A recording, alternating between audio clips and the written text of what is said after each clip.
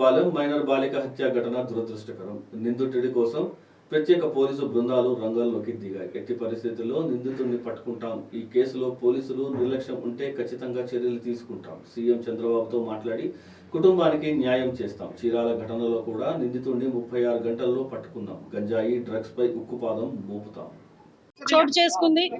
ఒక అమ్మాయిని, మైనర్ బాలికని, 9వ తరగతి చదువుతున్న ఒక మైనర్ బాలికని అతి కిరాతకంగా హత్య చేయడం అనేది మనందరం కూడా చూస్తున్నాము. అక్కడ ఆల్రెడీ టీమ్స్ కూడా దాని మీద వేస్తున్నాము. ఎస్పీ గారితో నేను తెలిసిన వెంటనే ఎస్పీ గారితో నేను మాట్లాడి పొజిషన్ ఏంటని కూడా కనుక్కోవడం జరిగింది. విషయం ఏంటంటే, ఏదైతే ఒక అమ్మాయి ఇంతకు ముందు ఆ అమ్మాయిని ఇబ్బంది పెట్టి పోక్సో చట్టం ద్వారా అబ్బాయి జైలుకి కూడా వెళ్ళాడు. మొన్న రిమాండ్ కూడా పంపించారు.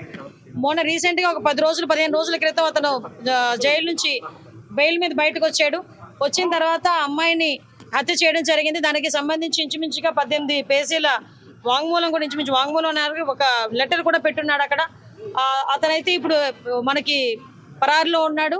ఎట్టి పరిస్థితుల్లోని కూడా పోలీస్ డిపార్ట్మెంట్ అంతా కూడా సుమారుగా 8-9 బృందాలు కూడా ఏర్పాటు చేయడం జరిగింది. అన్ని బృందాలు కూడా ఈ రోజు అతనికి పట్టుకోవడానికి ప్రయత్నం కాదు, ఎట్టి పరిస్థితులు పట్టుకొని తీరుతాయి. ఎందుకంటే చట్టం ముందు ఎవరు కూడా తప్పించుకునే పరిస్థితికి లేదు. డెఫినెట్ గా ఎవడైతే హత్య చేశాడో అతన్ని ఇమీడియట్ గా మేము పట్టుకునే ప్రయత్నం కాదు, పట్టుకొని తీరుతాం.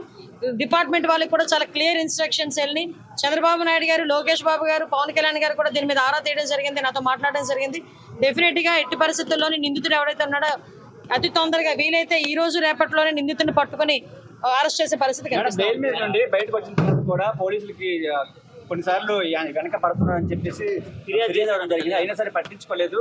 లేదమ్మా, కంపల్సరీగా నిజంగా అదే కనుక జరిగితే, నిజంగా అమ్మాయి దగ్గర నుంచి కంప్లైంట్ వెళ్ళి ఆ పోలీసులు కనుక పట్టించుకోలేదన్న సంగతి